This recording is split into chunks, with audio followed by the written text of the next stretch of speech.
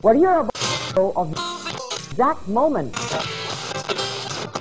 when the earthquake, an amateur video documentary group was taking footage of school children in the town of Gabaldon in Nueva Ecija, very near the epicenter.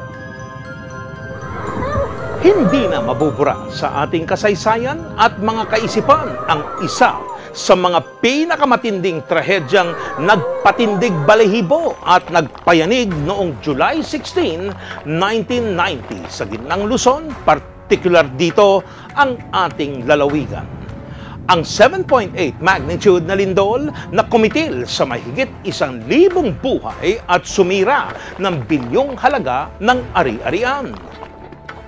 Ako po si Double P. Samahan ninyo kami sa ika-25 taon ng trahedyang tumama sa ating probinsya at tayo'y magbalik tanaw sa leksyon ng Luzon Killer Quake.